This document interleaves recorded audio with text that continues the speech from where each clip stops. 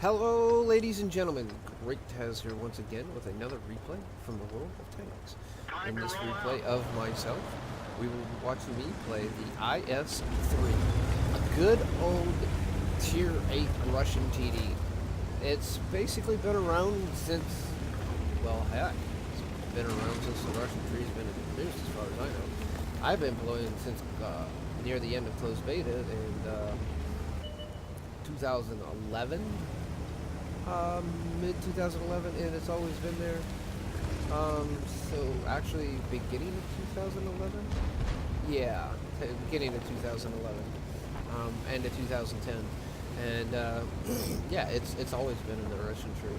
So, I've watched this tank go through its ups, its downs, and I still don't think it's actually in the perfect setup the way it should be. But it's still a really good tank, and I really enjoy the tank. I think it was a good lead up to the IS-7. In the original tree, it was IS-3, IS-4, and then the IS-7, the original Tier 10 heavy. But enough about the IS-7. Let's get back to the game. As you can see on in the game, we are on the battle take place on steps. And I went to the one line around the rocks. And as you can see, I took a shot from the T-20, which bounced, and then I put a shot into the T-20 for shooting me. So, now I'm really irritated about that set right there. I got hit, and the IS doesn't have that much side armor, but yet he somehow side-scraped my round, and I'm still trying to figure out how he did it. Now, I took a shot from the 4502A, which tracked me, and then I took a shot from the IS, which actually penetrated me. There's another shot from the IS. Shot the IS back and lit his happy behind on fire. Now, this situation here was kind of interesting, is because the T-20 could see me, and he's the one that tracked the ONI. So, in the long run of everything, he actually, or the T-20 penetrated me in the driver's hatch. Now, I'm not flat, so it gave him a little bit better chance of actually. Here, I ignore the T-20 as the ONI goes around after him, and I go after the T-37.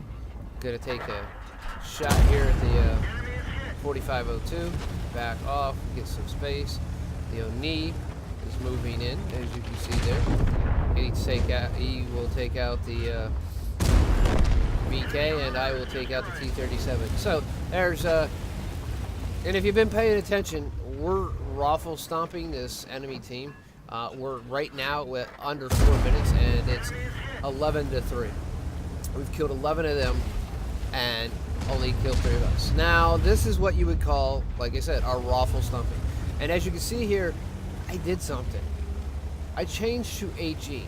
Now, to guarantee the shot and the kill on the on the ONI, the reason I did this. HE hits a flat spot, it'll explode and do damage. Exactly what it did. And it will do at least 14 points of damage. And I did it that reason, just because I did not want to waste an AP round and have him survive.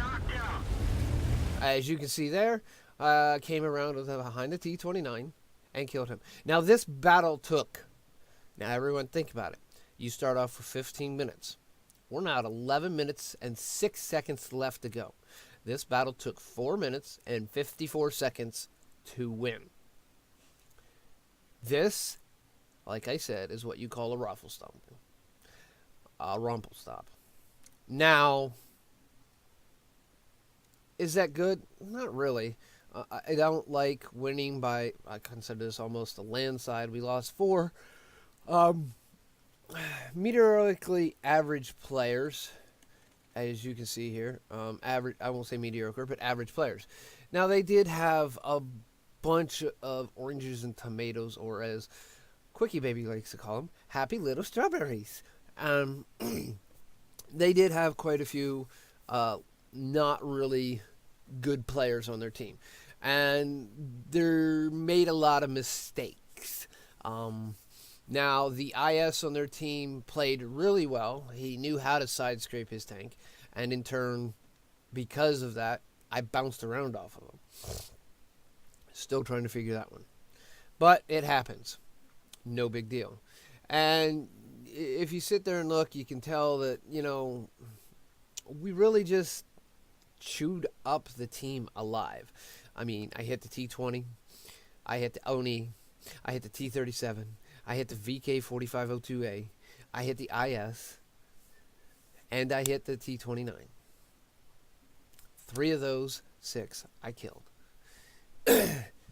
Again, proving that the IS-3 can brawl.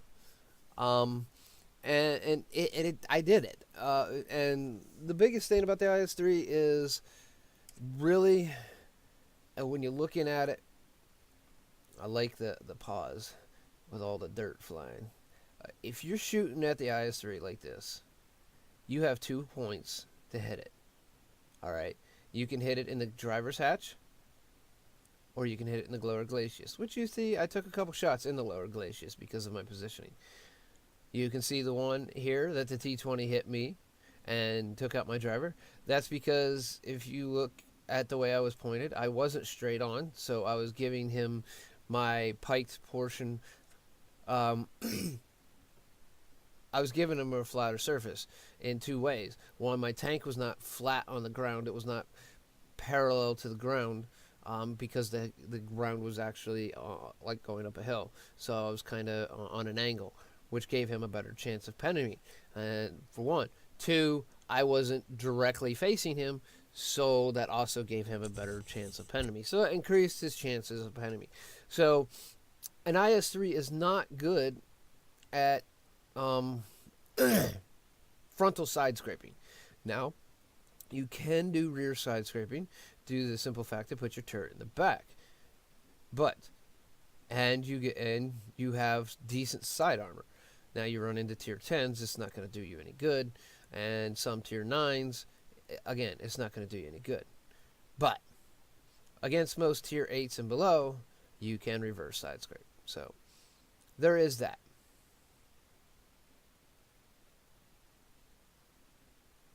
Oh, there we go. Having some minor difficulties there. But, as you can see, another game and another win. So, let's take a moment here. And then we're going to go take a peek at our end game stats here. This game was a second class badge for my 1091 base experience. I got a high caliber for the 3,206 damage. The only one close was roughly 200, roughly just under 300 behind me, and that was our Prima Victoria. And as you can see, their team had a couple zeros and a bunch of low damage, and their whole team had 4 kills. And their 59 patent is the only one that got 3 of them, while the RHM, which doesn't take a huge skilled player to play and shoot HE and get kills. And as you can see, our kills were pretty well spread around. I mean, we did have 6 people with 7 people with no kills, but all of our team had damage. And that shows that, they spread it around, and we did a really good job of maybe not just directly focus firing, but doing damage and having it mean something. So, as you can see here, I did a total of 5 criticals. I bounced 3 different rounds, and I got assist damage on the VK because I tracked him, and the ONI killed him. Onto the detail report. I shot 10 shots. I hit 10 shots. I penned 9. So I have a 100% hit ratio and a 90% penetration ratio. So, and I didn't use, if you notice, I didn't use 1 gold round. Everything was standard AP, except for the one, which was HE, and that was to kill and make sure I killed the Oni. 3,206 damage total, 6 hits received, 3 pens, 3 non-pens. I blocked 240 damage with my armor, 6 damages, 3 kills. And the 597 for the death of the VK. I was playing with a premium count with no boosters, so I got 54,329. Low repair rate for the IS-3, and I didn't use, again, no gold rounds, so I walked out with over 37,000 credits, which is really good.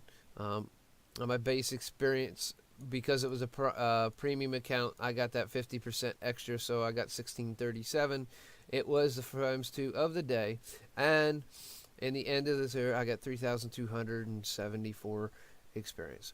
Again, overall, like I said, it was a really decent game, a really fun game, and I hope you enjoyed it, and I hope you learned that the IS-3 can still make a difference, even though you have all kinds of new super heavies like the VK 1000.01p, the Oni, the IS-3 can still stand up. Now, it may not be able to